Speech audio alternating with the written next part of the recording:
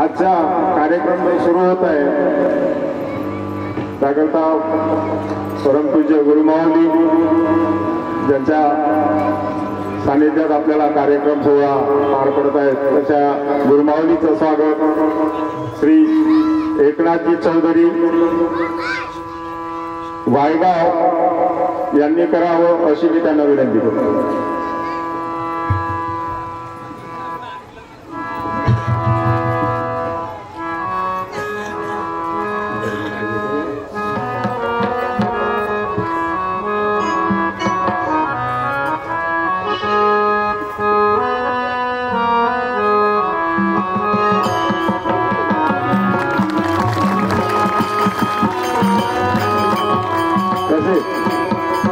ज्यांच्या सानिध्यात राहून ज्यांच्या सहकार्यानं आपल्याला जो कार्यक्रम लाभला अशा आपल्या गंगामाता यांचं स्वागत माधुरीताई माटे उमरा या करतील अशी मी त्यांना विनंती करतो.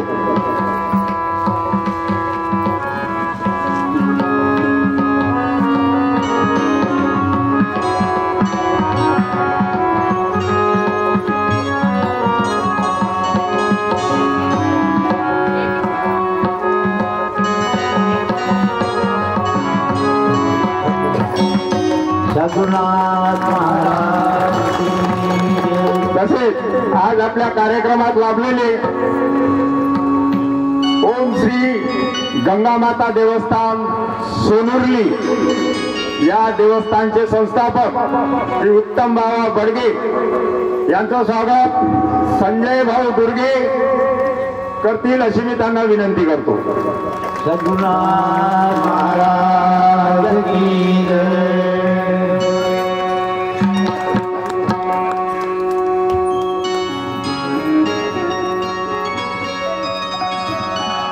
आता पुढील कार्यक्रमाला गुरुमाऊली सुरुवात करतील.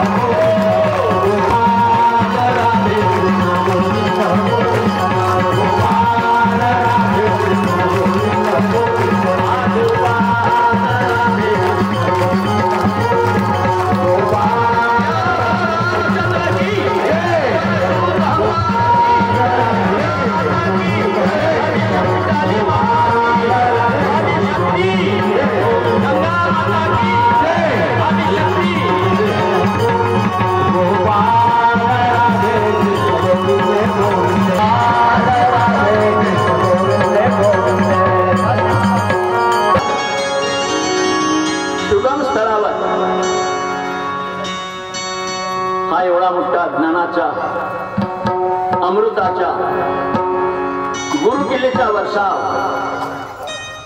कालपासून सुरू झालेला आहे। या ठिकाणी हा सनातन युगानुयुग चालत आलेला वारसा आहे आणि त्या वारशाला आज ज्यांनी टेका लावून तर हातावर उचलून आदिशक्तीचा एवढा मोठा वारसा या परिसरामध्ये प्रकाशित करण्याचा मानस तयार केलेला आहे। अशा आदिशक्ती आमची गंगा माता आणि विशेष म्हणजे भक्ती मार्ग करायचा आहे तर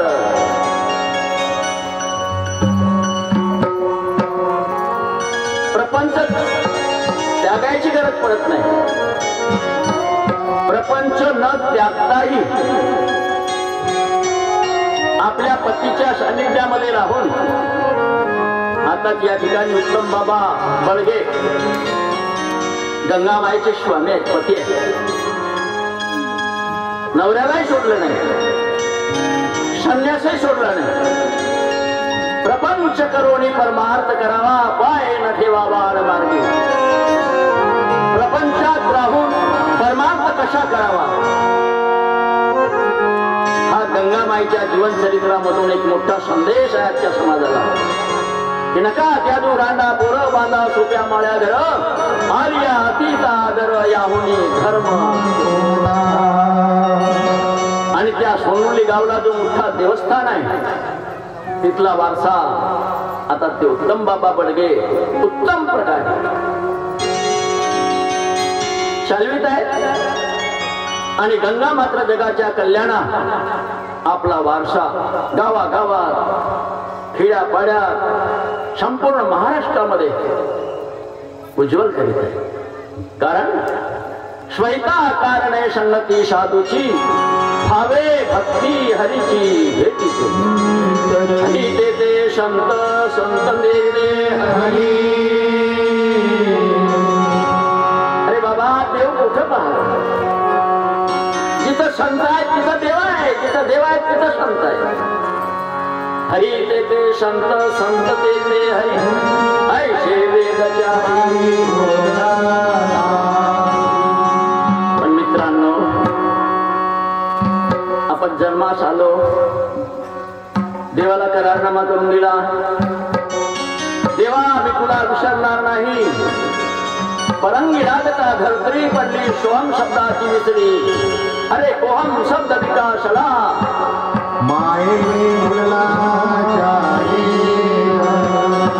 तरी परंतु आमचे संत लोक आवर्जू आवर्जू आवर्जू जीवाला जागृती देऊन राहिले। बाबा अरे किती झोप गेले झोपताची मेले भोगाने भोगले, अरे तुम्ही तरी उठा भजा देवरा जगिया भाव भक्तीचा तो दीप लावून स्मरावा श्री हरी। अरे तुझ्या दास म्हणे नका करू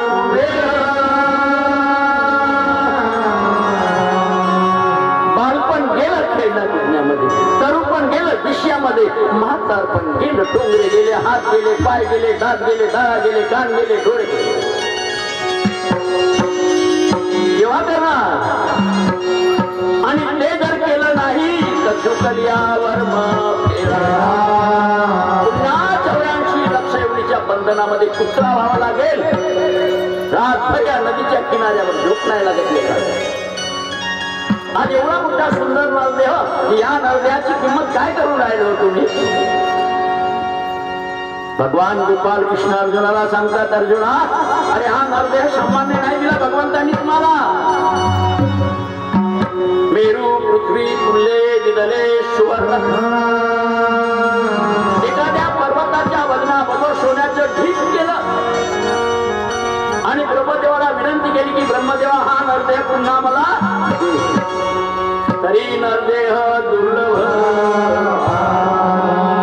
तेव्हा अमोल किमतीचा नरदेह अमोल किमतीची सुवर्ण संधी आपल्याला लाभली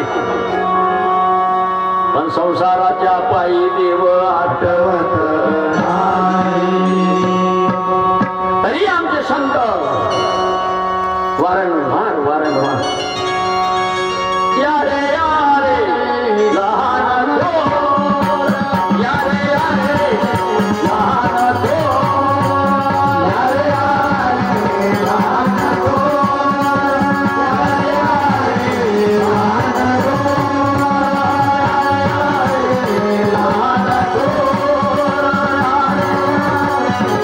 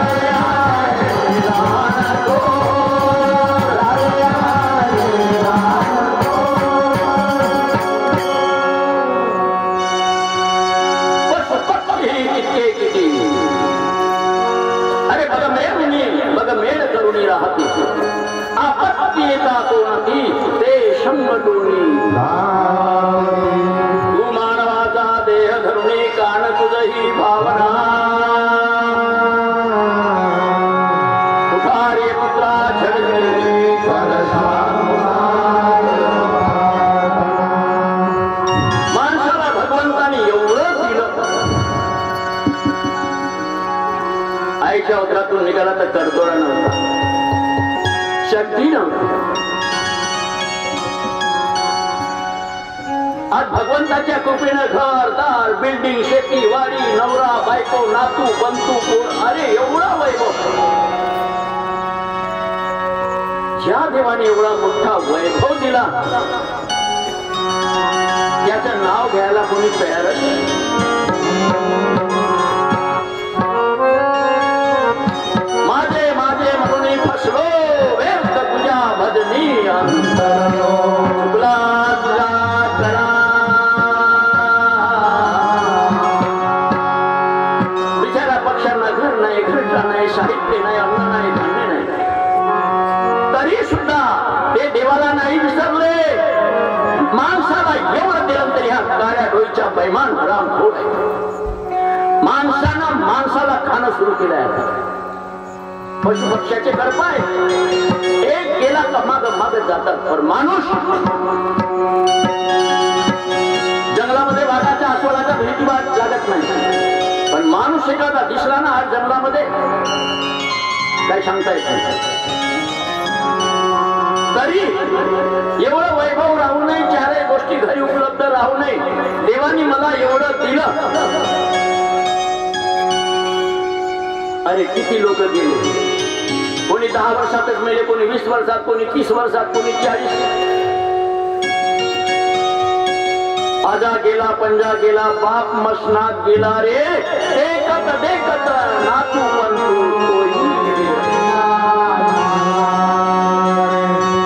देवाने आतापर्यंत आपली नाव सुखरूप आणली, पण त्या देवाचा धन्यवाद कोणी म्हणतो का? पशुपक्षी म्हणतात. पहाट झाली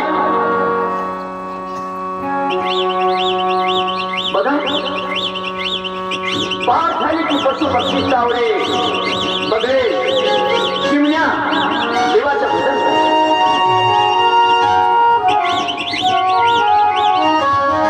आणि माणूस दिवस निघेपर्यंत घरामध्ये सासू असेल, सासू म्हणते माधुरी अरे बेटा दिवस निघाला उठणावं, पण माधुरी सोबत ना नवरा राहते ना झोपला, हा म्हणते त्या मुलगीला धरली नाही ते तशीच फार पडते झोपर्यंत घरी बसलो. एवढे पशु पक्षी सुद्धा देवाचं चिंतन करतात, तरी परंतु धोका आहे. याची गोष्ट आठवली मला. एक पक्षीने होतो, तिनं 7 पिल्ले दिले. एका झाडावर बिचारीनं गोटा बनवला, 7 पिल्ल्यांना जन्म दिला. पण 7 पिल्ल्यांना पोसायचं कसं, पालायचं कसं, लहानाचं मोठं करायचं कसं, हा त्या आई पक्षीच्या समोर मोठा गंभीर प्रश्न होता. सकाळी आपल्या पिल्ल्यांना म्हणतो, पिल्ल्यांनो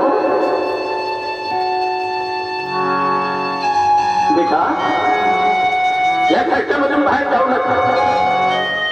हे जंगल आहे, इथं भुजंग आहे, कावळे आहे, अस्वल आहे, वाघ आहे. तुमच्या जीवाला धोका आहे बेटा.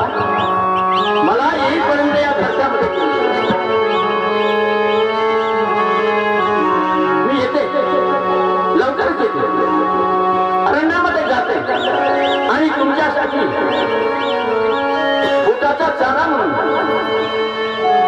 आपल्या तोंडामध्ये भरून येते आणि मनसोक्त तुमचं पोट भर तुम्हाला अन्नाच्या मायेच्या स्नेहाच्या वात्सल्याच्या दृष्टीने आपल्या पिल्ल्याकडे येते.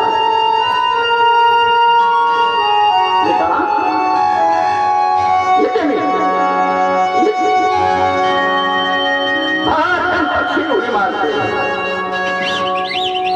आणि या झाडावरून त्या झाडावरून त्या झाडावरून एक एक झाडाचं फळ चाकू चाकू पाहते. कडू वाटलं, आंबट वाटलं, फेकून देते आणि एक एक गोड गोड गोड पदार्थ आपल्या पिल्लांना तृप्त करण्यासाठी आपल्या तारेमध्ये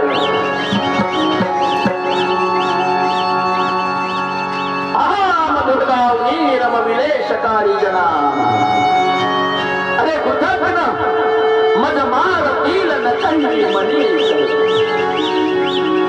त्या झाडावर त्या झाडावर त्या झाडावर त्या झाडावर एक एक फळ घेऊ घेऊ घेऊ बिचारी आपल्या पिल्ल्यांच्या पोषणासाठी आपल्या दारीमध्ये घेते. पण नकळत इतक्या वेळामध्ये एक शिकारी येतो आणि त्या शिकाऱ्याचा लक्ष त्या पक्षीवर जातो.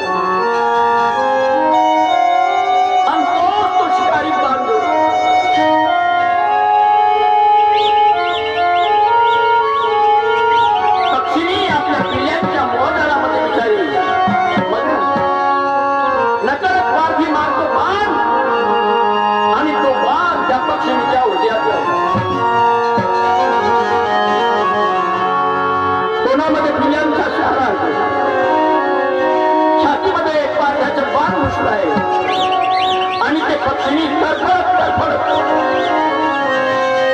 झाडावरून खाली जमिनीवर पडतो. अरे पिल्ल्या माझ्या लेकरा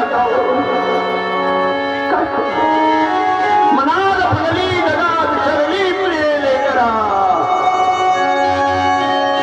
माझ्या लेकरांनो आहे ना येतो म्हणून वचन दिला पण गेली तर आलीच नाही. आम्हा लेकरांना सोडून गेली फुल्ल्या आमची असं म्हणाल म्हणून या संकटे कुठं पाहतले मी जरा माझ्या लेकरांनो तेवढी मला जखम झाली तरी तुमच्यासाठी मी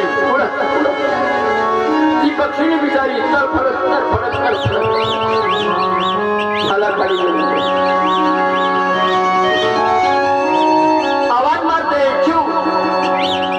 पिल्ल्यांना वाचतात ते आपल्या याच्या पिल्ले बिचारे घरच्यामध्ये चिव चिव चिव चिव चिव आय आली आय आली आय पक्षी घरच्याकडे पाहतात. पिल्ले घरच्यातून रांगू रांगू आईकडे पाहतात. असो माझ्या लेकरांनो असो रुचिरवा हुनीन भिजो सह्या म्हणून इतरुच्या तरी निदलती पिला. माझ्या लेकरांनो अरे मी जर तुमच्या जवळ आली ना पाण्याच्या पानानं माझ्या अंगात रक्त वाहते. हे रक्त जर तुमच्या अंगाला लागलं मुंग्या माकोळे घातले का तुमचा प्राण जायचं नाही नाही नाही मी नाही येत तुमच्याकडे. आणि आपल्या पुत्राचा शोक करत करत ती माऊली तरफडते. इतक्या वेळामध्ये तिचा काळ मृत्यू जवळ येते.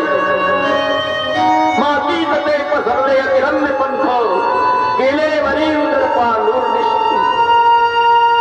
चंदू तशी चौकडी पदला बविले अरे निष्ठान देह पडला.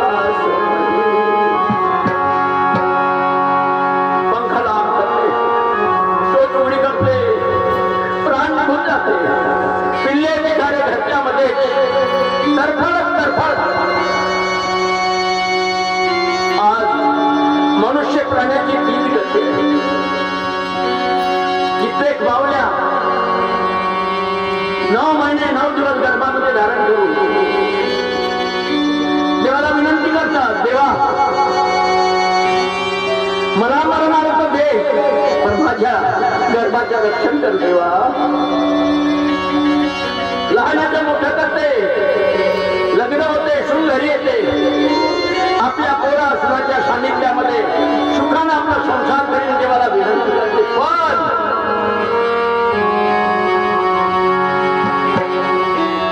अरे कधी प्राण जाईल ना भावे पुन्हा देहाचा पिंजरा बैल सुना.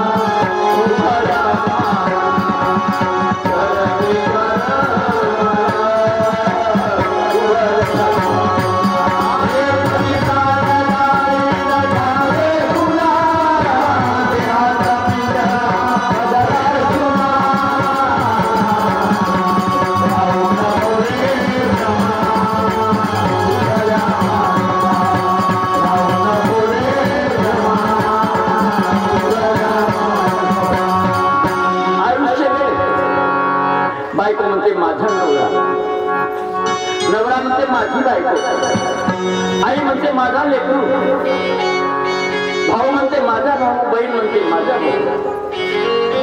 पण यावेळी इम्राजा प्रवेश करतो. सप्त पाताळाचे जेव्हा धागे तुडायला सुरुवात होतात, पहिले अनुष्ठाचा धागा तुटतो, मग घुटण्याचा धागा तुटतो, मग कमरेचे धागे तुटतात आणि कमरेवरून या पाठीच्या कण्याला 7 घुटके आहेत. 7 घुटक्याला 3-3 छिद्र आहेत. 7-3-21 त्याला 21 स्वर्ग म्हणतात आणि त्यातून एक बंधन जेव्हा तुटत जातात आणि जेव्हा ते धागे तुटताना जेव्हा जीवाला यातना होतात, त्यावेळी मात्र बहीण भाऊ नाते रिश्तेदार पण त्याच्या यातनेमुळे त्याला त्यावेळी बहीण भाऊ कोणी दिसत नाही. त्याचा परलोकाचा मार्ग त्याला दिसतो आणि त्यावेळी मात्र त्याला देव आठवते. आतापर्यंत देव आठवत नाही आणि भूतान राहतात बसले इष्ट मित्र सजन सोयरे, पण काय तो तरफतो लाताही धरतो. सर्व भूतान पाहतात सगळे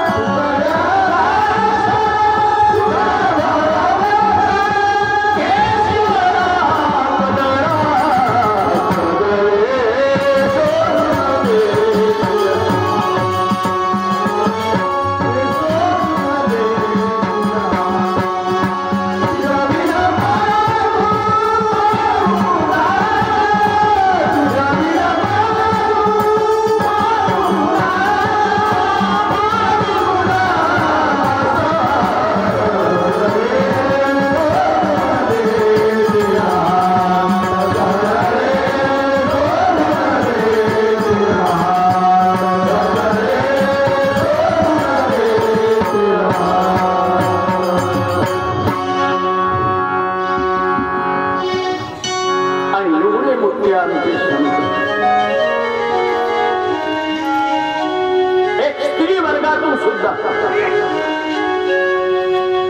आज जनाबाईचा अवतार आमच्या जवळ बसलेला. ती जनाबाई कृतयुगामध्ये अरे पुताच्या बोलणारा सुद्धा कमी नव्हता.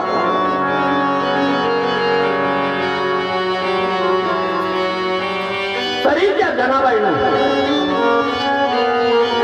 प्रत्यक्ष ज्ञानी जगाची उत्पत्ती स्थिती लय केला. 28 युग जगण्याच्या विजयावर पट्ट उभा आहे पांडुरंग. याची भक्ती करून त्याला आपलासा करून टाकला होता. आणि तो स्वतः पांडुरंग इतकी निश्चित भक्ती पाहून तिच्याबरोबर पाणी भरायला लागला. डोळे विचारायला लागल्या, मोऱ्या डोळ्याला लागला, अरे भांडे उठायला लागला, भाकरी छापायला लागला. त्या जनाबाईचा अवतार आज तुमच्या समोर गंगामाईच्या रूपाला बजावत आहे. आज आपल्याला काही वाटत नाही. अरे जिवंतपणामध्ये जनाबाईचा तसाच लोकांनी छळ केला. आता जय जय काय करतात. आता गंगामा आपल्या समोर आपल्याला काही वाटत नाही. पण उद्या सोनुर्ली आणि वायगावच्या या किनाऱ्यावर अजरामर होऊन जाईल. आज संधी आहे, आश्रय घ्या, काय पुण्य संपादन करा, साधारण या देवसंगाला वागू नका. आणि ती जनी कोणीही संतांचं पांडुरंगाने अभंग लिहिले नाही बरं. पण जनाबाईच्या तोंडातून भक्तीचे असे अभंग निघायचे, असे शब्द निघायचे, तिला लिहिताच येत नव्हत्या. पांडुरंगातला वाटलं एवढी माझी निश्चित भक्ती करणारी जन, तिच्या वाणीतून एक अभंग असा निघतोय, एक शब्द असा निघतोय की त्या शब्दामुळे जगाचा उद्धार. पण हिला लिहिता वाचतंय. आणि म्हणून कोणताही शब्द तिच्यातून तोंडातून निघाला, काढायला जायची चिंतन सुरू, पाणी भरायला जायची चिंतन सुरू. पांडुरंगाने स्वतः जनाबाईचे अभंग लिहायला सुरुवात.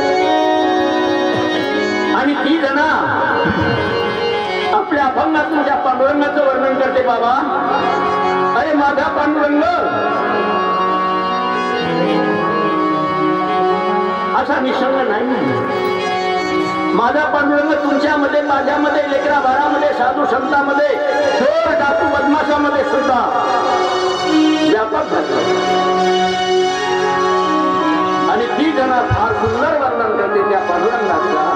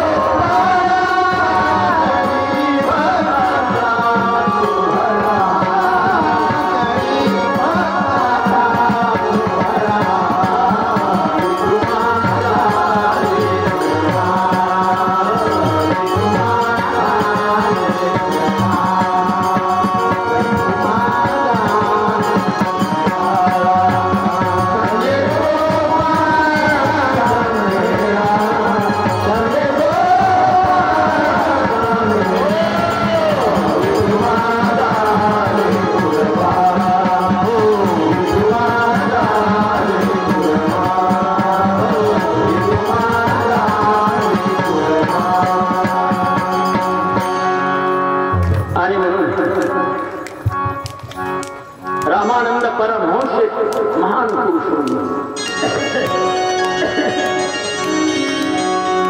त्याने उपासक भक्त लोकांना एक उपमा दिलेली आहे. अरे पाचकांनो,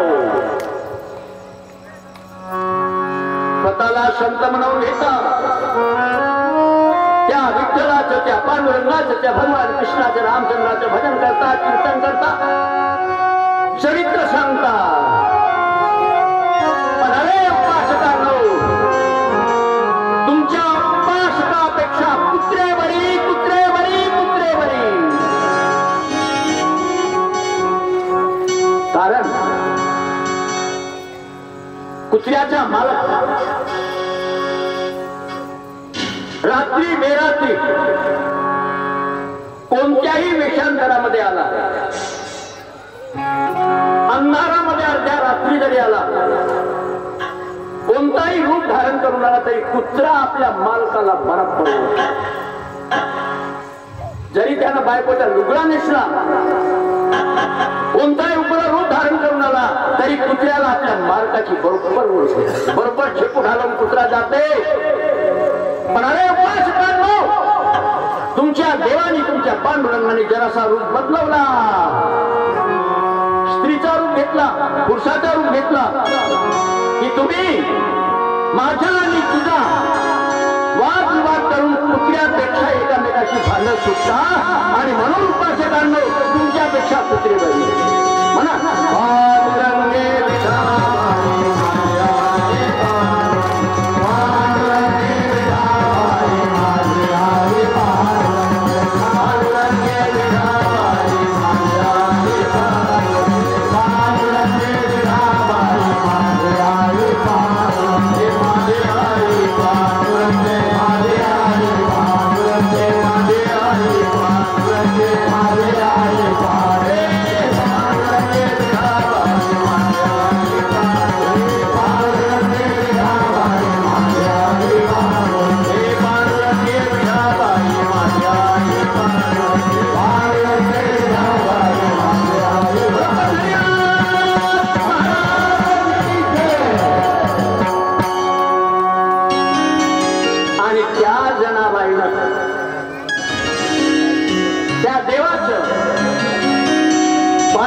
वर्णन केलं आहे. तो देव कुठं आहे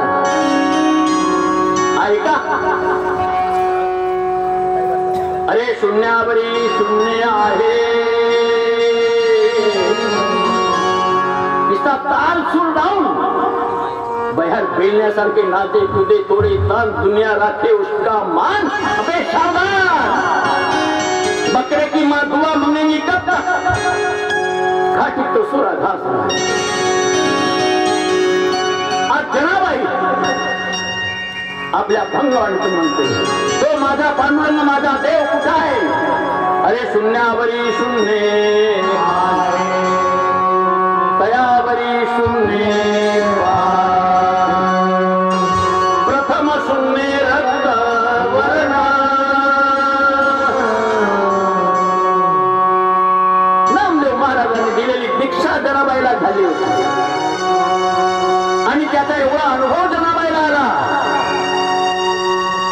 की ती जनाबाई आपल्या भंगवाणीतून साऱ्या जगाला वर्णन करते. रे माझ्या देवाला, माझ्या पांडुरंगाला कुठं पाहता. शून्यावरी शून्य आहे, तयावरी शून्य, प्रथम शून्य रक्त वर्ण, त्याचे नाव शून्य श्वेत वर्ण. दुसऱ्या शून्याचा वर्ण पांढरा आहे, महाशून्य वर्ण, महाशून्य श्याम वर्ण. आणि तिसऱ्या शून्य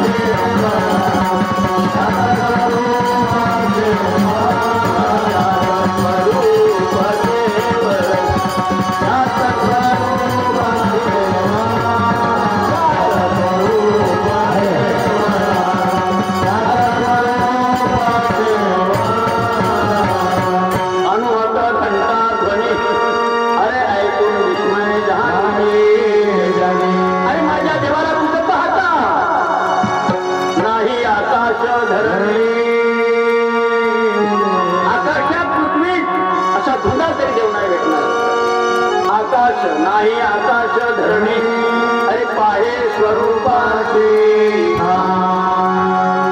तो स्वरूप तुझ्या जवळच आहे त्याला ओळखून टाक पण तो स्वरूप आहे अगोचर तो सहजासहजी या सर्व दृष्टीला दिसत नाही जर तुम्हाला ज्ञानाचे गुरु भेटले स्वरूप आहे अगोचर पण गुरु करिलो अरे गोचर देखल्याची दृष्टी दिशेर जनी मने स्वरूपाचे हात पाये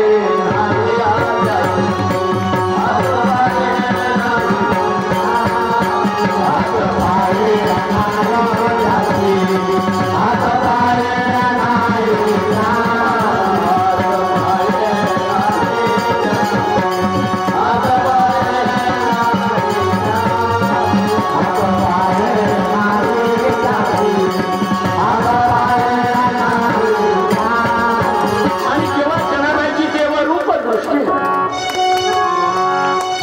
विठला प्रपंच कुठली उपाधी अरे लोक मला वेदी म्हणतील सुंदर आणि जनाबाई सोबत तो देव एवढा एक जीव झाला की देव भक्त दोन्ही मुळीच संतरले आणि मग जनाबाई आपला अनुभव लिहिते की माझ्या बरोबर देव खाते देव पिते देवा सवे मी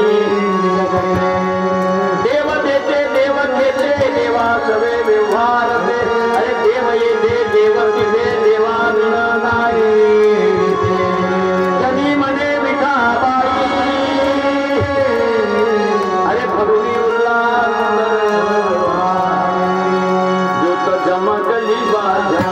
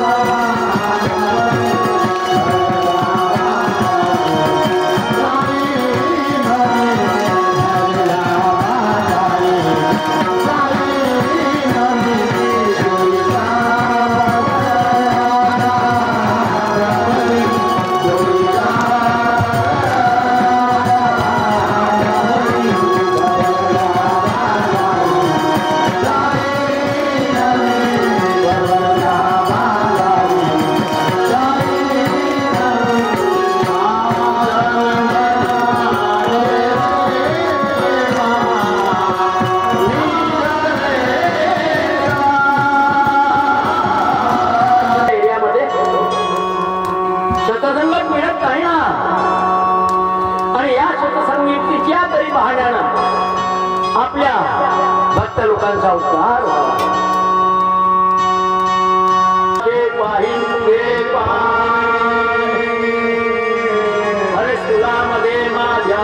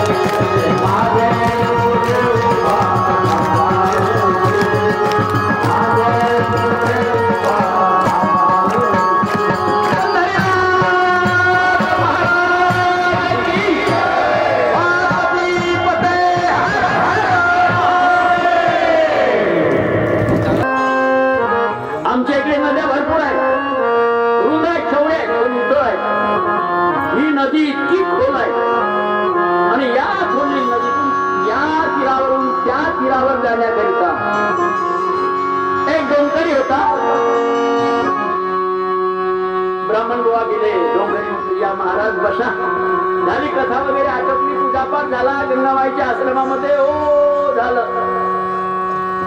हा म्हणे आता त्या बाजूला गाव आहे ना तिथं माझा कार्यक्रम मला देऊन सोडा. तिथं या बसा. डोंगऱ्यानं डोंगा सोडला. दोन्ही थया नदी. ब्राह्मण गोवा हरून प्रश्न विचारतो त्या नावाड्याला. नावाडी गोवा म्हणे काय दोघी शोधतो. डोंगा चालवणारा नावाडी आणि हा ब्राह्मण बसला. हा ब्राह्मण काय म्हणतो त्याला. नावाडी गोवा तुम्हाला व्याकरण येते का. तो म्हणते व्याकरण नाही बा मला व्याकरण वगैरे काही येत नाही. डोंगा चालवत नाही. डोंगा सुरू आहे. नदी लाथा मारतो. तुला व्याकरण नाही येत नाही. हे काय माहिती तुझा जन्म. अरे ज्या माणसाला व्याकरण येत नाही करता कर्म क्रियापद समजत नाही याला धर्मग्रंथ काय समजत. अरे मला धर्मग्रंथाशी काय देणार आहे. मी पॅसेंजर या तीरावर त्या तीरावर नेतो. 2 पैसे कमवतो. आपले लेकर बोल पोचतो. बस संपला माझ्या. ब्राह्मण म्हणतो तुला व्याकरण येत नाही. बर तुला हस्तरेषा पाहता येते का. या ब्राह्मणाने त्या नावाड्याच्या मागे घंघण लावलं. तो बिचारा नाव चालवते. म्हणते तुला हस्तरेषा पाहता येते का. अहो ब्राह्मण बुवा चुपचाप बसा ना. मला हस्तरेषा बिस्तरेषा काय पाहता येत नाही. मी सकाळपासून संध्याकाळी आपले पॅसेंजर गोवारतो. 2 पैसे कमवून आपलं लेकरा बारा पोचतो. मला समाजाशी आणि शास्त्र ग्रंथाशी काही देणं घेणं नाही. मूर्ख आहेस तू. हा ब्राह्मण म्हणते त्या पुढेला मग मूर्ख आहेस तू. मूर्ख आहेस. नावाडी म्हणतो हा मूर्ख मला म्हणते पण मूर्ख तर हाच दिसतो. मी याला या तीरावरून त्या तीरावर नेऊन राहिलो. हा माझे उपकार मानायचा सोडला यानं मलाच मूर्ख म्हणते. पुन्हा ब्राह्मण बुवा हळूच म्हणतो तुला भविष्य पाहता येते का. भविष्य वर्तमान टेंडेन टेंडेन लावला 4 माझ्या म्हणा. मी तुला इथून तिथं नेऊन राहिलो आणि तू काही प्रश्न विचारतो. ब्राह्मण म्हणते चिडू नको ना या. मी माझा अनुभव तुला काही येते का म्हणून विचारलो. म्हणते नाही मला काही. सुरू झाला आणि चक्रीवादळ सुरू झाल्यामुळे डोंगा डगमगायला लागला. नावाडी म्हणते ब्राह्मण बोळा, अरे तुम्हाला नदीत पोहता येते का? म्हणते नाही. मर बकऱ्या, मला आतापर्यंत म्हणत होत ना तुला व्याकरण येते का, भरूच येते का, आता तुला पोहता येते का? म्हणे नाही. मग मित्रांनो, जगामध्ये कोणी कोणाचा गुरु नाही, कोणी कोणाचा शिष्य. गुरु शिष्य दोन्ही एकाची स्थळते पाहता मुलीचे. अरे कोणाला कोणती गोष्ट येत असेल तर दुसरी येत नाही, एखाद्याला ती गोष्ट येते तर दुसऱ्याला येत नाही. सर्वच गुण संपन्न अशा जगात आणि म्हणून खरं ज्ञान शिकायचं असेल तर आमच्या संतांनी सांगितलं, बाबा सर्व घटी आत्मा देहादेही. अरे सर्व घटाघटामध्ये तो आत्मा पांडुरंग हरिदेव एकाच स्वरूपामध्ये. स्त्री नाही, पुरुष नाही, अर्ध नारी पुरुष एक रूप दिसे. त्याची ब्रह्म से त्याला आधी ओळखा ना.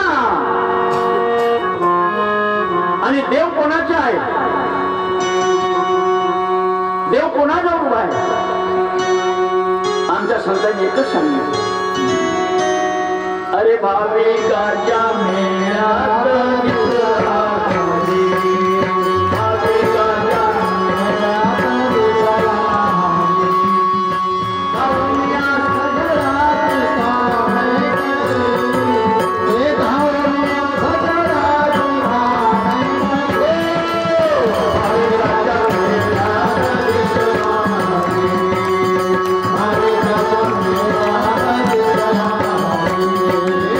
Hallelujah.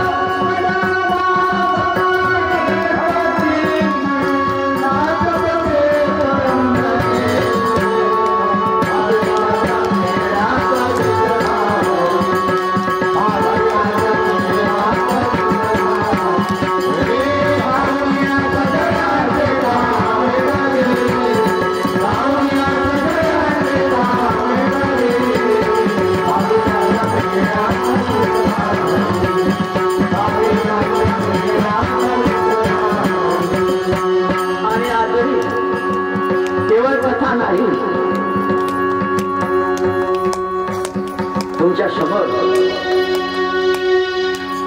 गंगामाईच्या उदाहरण, काशीमाईच्या उदाहरण, अरे कवाळी महाराजांचा उदाहरण आहे तुमच्या डोळ्यासमोर. जिथं विदर्भ फॉरेस्ट पाय ठेवू शकत नाही तुम्ही, पाय मोठा दगड उचलू शकत नाही. हा रिद्धी सिद्धी, शासन झुकला, जग झुकला, रोज 1000-2000 लोकांचा. आता काय होते समोर कोण जाणे. फक्त माणसामध्ये इमान नाही, आणि ज्याच्याजवळ इमानदारी आहे पांडुरंग त्याच्या पाठीशी सदैव, त्याला कधी अपयश येऊ शकत नाही. आणि तो पांडुरंग तुमच्या जवळ आहे. पापुले शरीर दसवे द्वारे,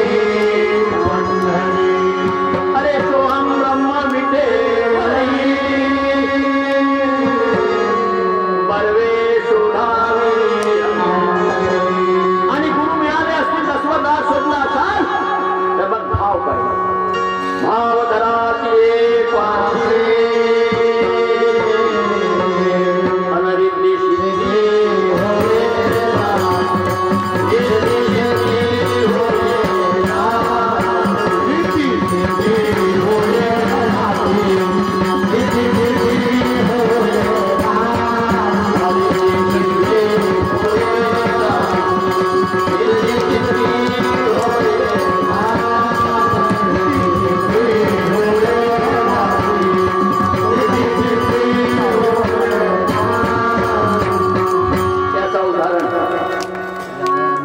बिदर देशाचा राजा शहाजी नावाचा होता. कहाणी सुरू. हा बिदर देशाचा राजा, याचे कितीतरी असे प्रांत याच्या हाताखाली होते. हा मालक होता त्याचा. आणि त्या बिदर देशाच्या राजाचा एक प्रांत जसा आपला महाराष्ट्र आहे, अशासारखा एक मंगलवेढा नावाचा प्रांत, त्याने एक विठ्ठलाचा निश्चिम भक्त दामाजी नावाचा त्याच्या स्वाधीन केला. कर वसूल करणं, पुंजी जमवणं, आवक जावक खर्च करून पूर्ण मंगलवेढ्याचा कारभार हा दामाजी पंत चालू. दामाजी विठ्ठलाचा इमानदार, प्रामाणिक, सत्यवादी, जिकडे तिकडे दामाजीची कीर्ती.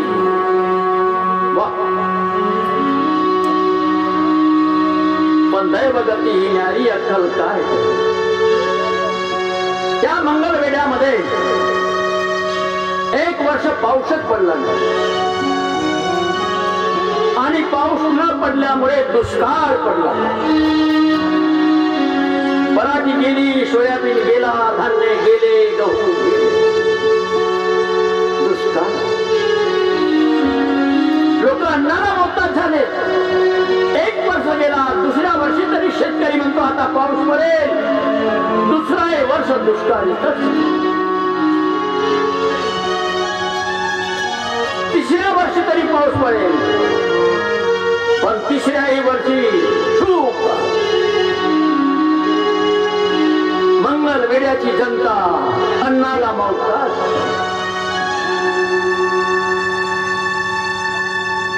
लेकरं बाळ घरोघरी आई आई आई, अगं आई काहीतरी खायला दे मला, आई भूक लागली, आई. अन्नच मिळत नव्हतं.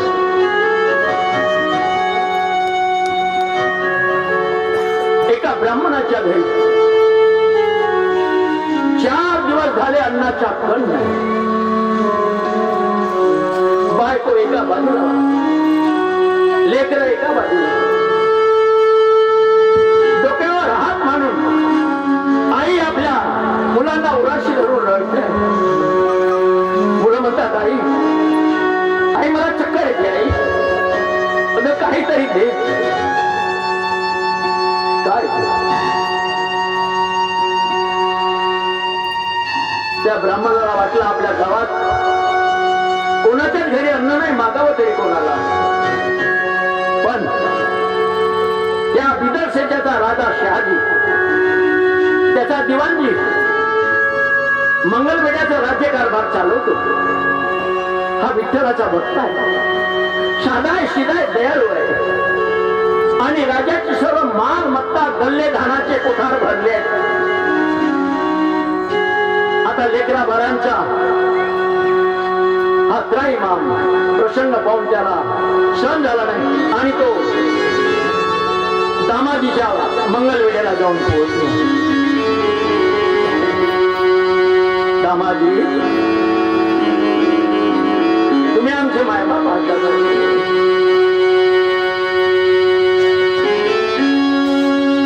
4 दिवस झाले चुलीला विस्तव नाही. बायको लेकर उपाय. दामाजी, तुम्ही विठ्ठलाची भक्त आहात, तुम्ही दयाळू आहात. तुमच्या राजवाड्यामध्ये काय असेल तर या गरीबावर दया करा. दामाजीला दया आली. नौकरला सांगितलं, रे जा त्या कोठाऱ्यामधला एक गव्हाचा पोता बैलावर मांडून या ब्राह्मणाच्या घरी पोहोचव. नौकराने पोता बैलावर मांडला आणि ब्राह्मणाच्या घरी पोहोचव. ब्राह्मणाच्या घरी चुलीला विस्तव पेटला. आजूबाजूच्या घराला वास आणि स्वयंपाकाचा. ते म्हणतात, अरे बापरे, या ब्राह्मणाच्या घरी का स्वयंपाक सुरू, यांना आणला कुठून धान्य? आपल्या गावात तर धान्यच नाही. घरोघरी हरताळ आहे, चुलीला विस्तव नाही. हळूच गेली शेजारची बाई. अहो हे बाई, ब्राह्मणीन बाई, तुम्ही हे धान्य कुठून आणले?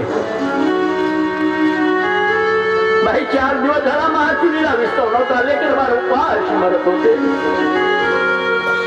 म्हणून आमच्या इथले ब्राह्मण बुवा गेले आणि दामाजीला दया वया करून मागलं. तो विठ्ठलाचा भक्त आहे ना दामाजी, त्याला दया आली आणि त्याने एक बोरा गव्हाच्या घरी पाठवली. सर्व लोक बिचारे उपाशी मरत तरफडत होती ना. अरे दामाजी दान करते, दामाजी दान करते, दामाजी अन्न वाटते. मंगलवेढ्याचे पुरे लोक दरबारामध्ये दामाजी येऊन दामाजी म्हणतो, जे व्हायचं ते होईल. राजा हा प्रजेचा पिता असतो आणि राजाच्या दरबारामध्ये धान्य भरलाय आणि प्रजा उपाशी मरते. पांडुरंगा,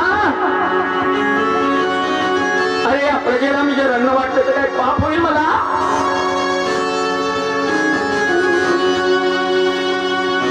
आणि दामाजीनं पूर्ण गल्ला खाली.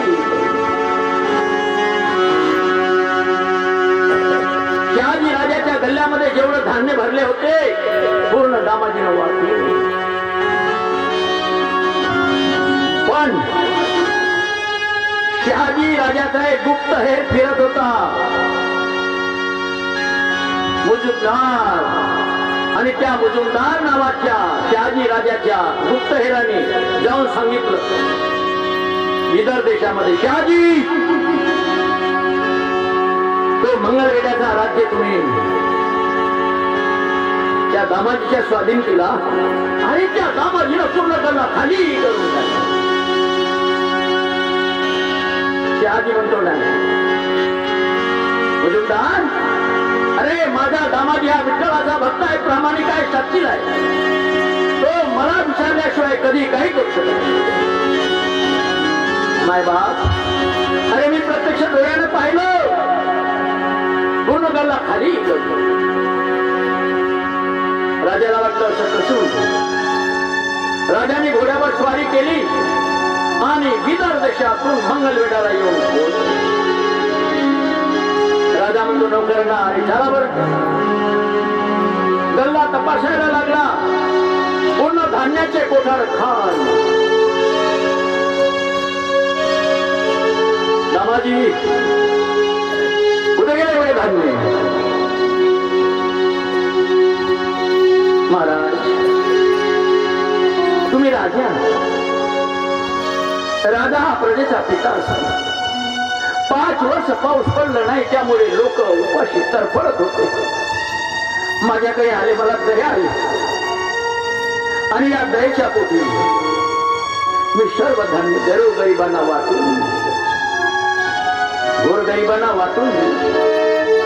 एवढा अन्याय, एवढा विश्वासघात सेनापती, या विश्वासघाती दाम्याला आत्ताच्या आता सुरावर टाका.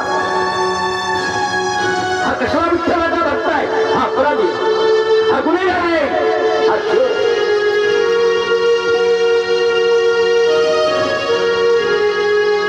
शिपायाने दामाजीच्या हातापायात बेड्या ठोकल्या. आणि आपल्या देशाची एक अशी नियम आले, एखाद्या माणसाला फाशावर चढवायचं आहे तर फाशावर टांगण्याच्या आधी त्याला त्याची इच्छा विचारली जाते. शिपाई म्हणतात, दामाजी आता तुम्ही या फाशावर टांगणार, राजाचा हुकूम आहे, पण सांगा तुमची शेवटची इच्छा काय आहे? म्हणे माझी शेवटची इच्छा काय? मी अपराधी आहे ना. अरे राजाचे गल्ले भरले होते ना, प्रजा उपाशी मरत होती ना, आणि मी विठ्ठलाला साक्षी देऊन अन्नधान्य गोरगरिबांना वाटला. हा जर पाप असेल तर एकच मला त्या पांडुरंगाला जबाब विचारू द्या, का देवा खरोखर मी अन्याय केला का? आणि म्हणून माझी एकच इच्छा आहे, शेवटचं दर्शन त्या पांडुरंगाचं मला घेऊ दे. पहारेकराने हातापायात बेड्या ठोकून दामाजीला विठ्ठलाच्या मंदिरामध्ये आणलं. आणि त्यावेळी दामाजीला हात जोडले पांडुरंगाच्या समोर. पांडुरंगा, आजपर्यंत मी रात्रंदिवस तुझी सेवा केली. पांडुरंगा, अरे तुझे आंघोळ झाल्याशिवाय मी भोजन केलं नाही. तुला नैवेद्य चढवल्याशिवाय मी कधी अन्नाचा घास केला नाही. रात्र तुला झोपवल्याशिवाय मी कधी झोपी गेलो नाही. एवढी भक्ती करू नये. पांडुरंगा, जर माझ्या हाताने गुन्हा झाला असेल तर राजाने आता सांगितलं आहे की याला फाशावर द्या. मी फाशावर चाललो. पण देवा, तुझी माझी आता ताटातूट होणार. अरे तुझी माझी भेट आता केव्हा होईल? आणि म्हणतो दामाजी पांडुरंगाच्या समोर नतमस्तक होतो. बारे पांडुरंगा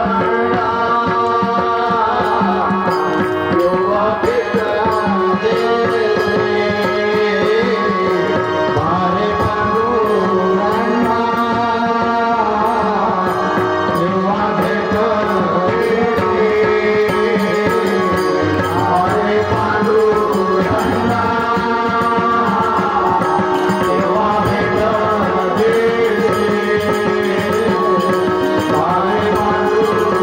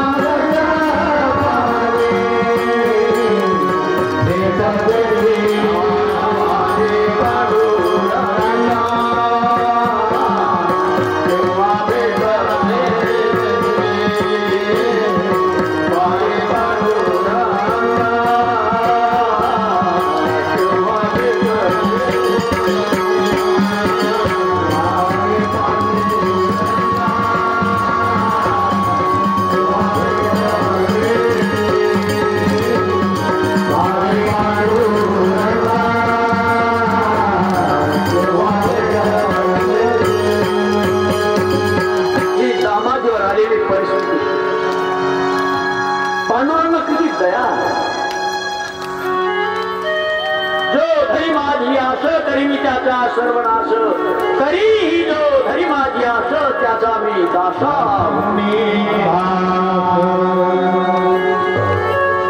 पांडुरंगाने विचार केला वा माझ्या एवढ्या मोठ्या निश्चित भक्तावर ही पारी यावी त्याने काही गुन्हा केलेला नाही अरे माझा संसार प्रत्येक चराचरामध्ये घटाघटामध्ये भूजल तेज समीर काम काष्टाधिकी असे भरला स्थावर जन्म व्यापुनी परमात्मा तो आणि माझ्या भक्तांची एवढी विटंबना आणि म्हणून महाराज त्या जगतचा परमपिता परमेश्वर पांडुरंगाने काय केलं म्हणता दामाजीचा नौकर बनवतो झाला महार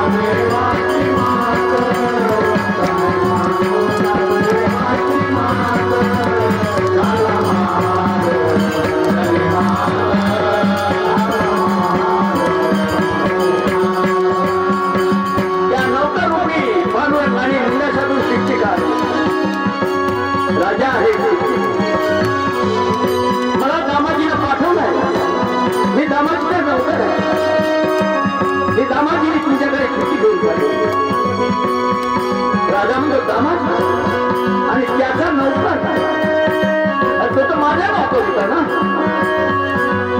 आणि त्याचा नौकर हा एवढा कल्ला लुटला त्याचा मोबदला द्यायला आला या ठिकाणी अरे या दामाजीवर आला कुठून एवढा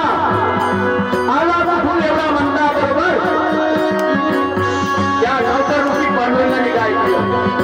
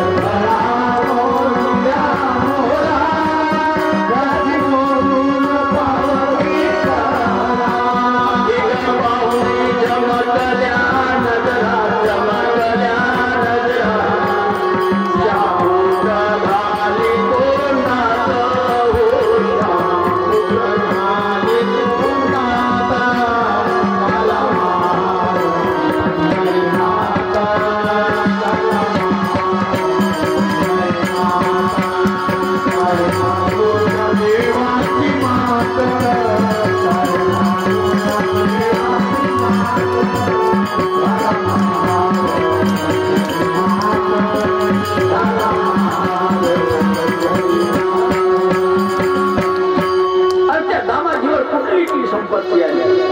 त्यावेळी त्याला खटर खटर खटर पोतेचे पोते मोहरा राजासमोर ठेवले.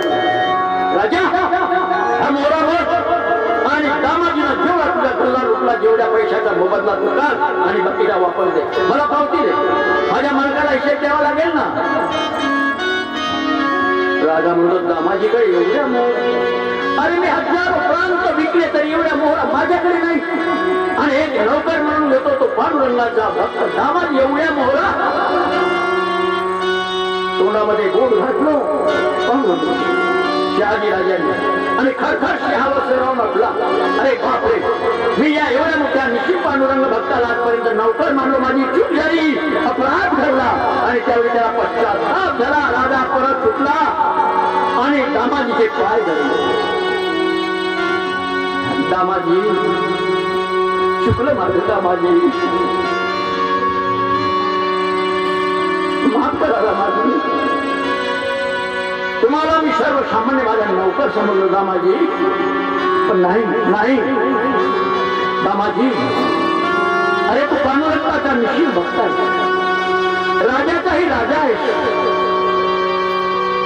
माझे राजा मी काही केलं नाही. मी तुमचा गल्ला विकला, मी अपराध केला. मला फाशी द्या. अपराधाला प्रायश्चित मिळालंच पाहिजे. राजा म्हणतो नाही नाही, तू अपराधी नाही. तू अपराधी नाही, तू परोपकारी. अरे महासंत आहे. म्हणे राजा तुम्ही काय बोलता. अरे काय बोलता. तुझा नौकर आला आणि एवढा मोरा माझ्या समोर टाकल्या की तो ढीक पाहून मी तर चमत्कार.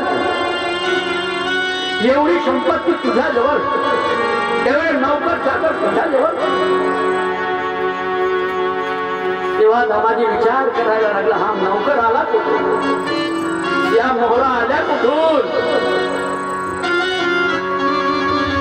अरे वा, म्हणे माझ्या एका निश्चित भक्तासाठी या पांडुरंगाने अरे माझ्या नौकराचं रूप घेतलं, केवळ माझी लाज वाटण्यासाठी. देवा, अरे तू एका नौकराचं रूप घेतलं देवा. आणि तेव्हा दामाजी पुन्हा पांडुरंगाला मिठी मारून, किती वार तुला मी भगवंता,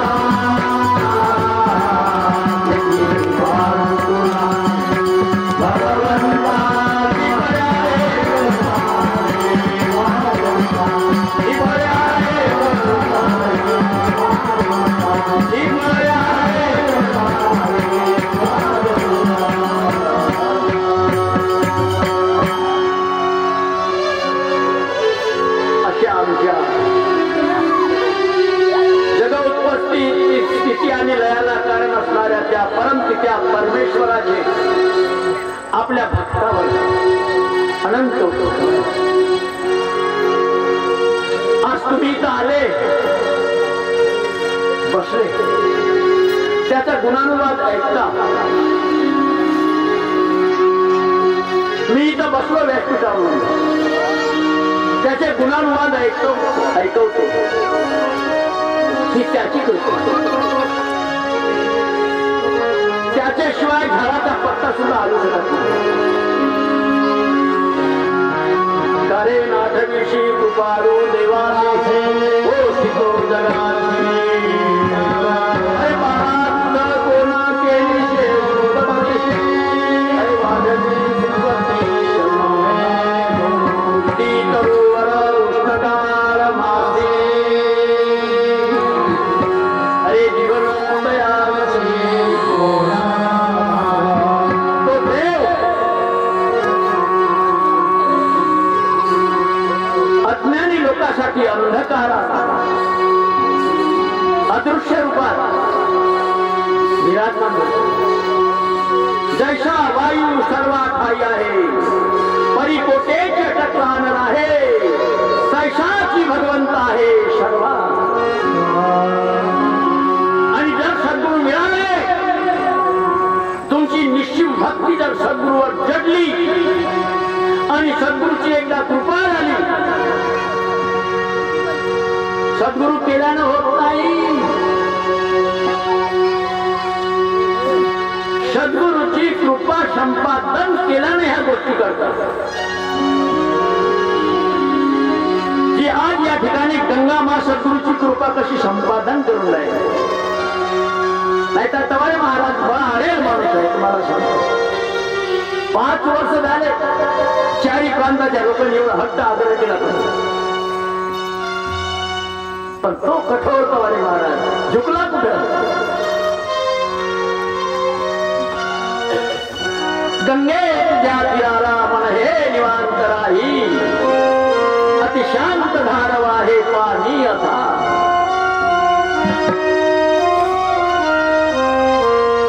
आणि म्हणून माझ्या प्रत्येक माणसाने जगातील कोणाला मानायचं माना अथवा नका म्हणून माझी काही जबरदस्ती नाही. पण या जगामध्ये एक ना एक तरी आपला वरिष्ठ सेवा वरिष्ठ मग देवाच्या रूपानं असेल संतांच्या रूपानं असेल कुटुंबाच्या रूपानं असेल आपल्याच्या रूपानं असेल पण एकाची ना एकाची तरी आज्ञा पाळा. स्वतःला विद्वान शहाणे परिपूर्ण समजू नका. सदा ईश्वराची मनी भीती ठेवा.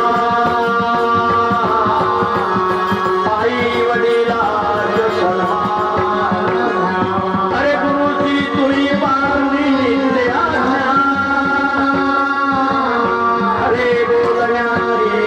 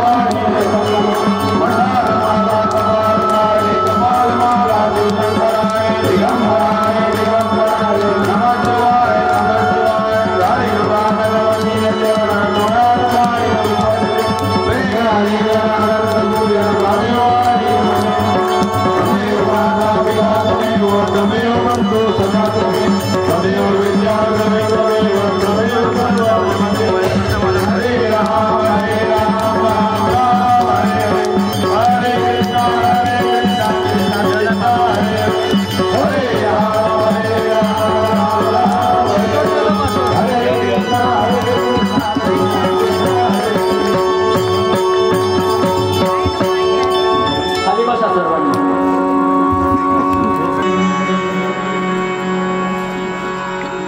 श्री गुरुदेव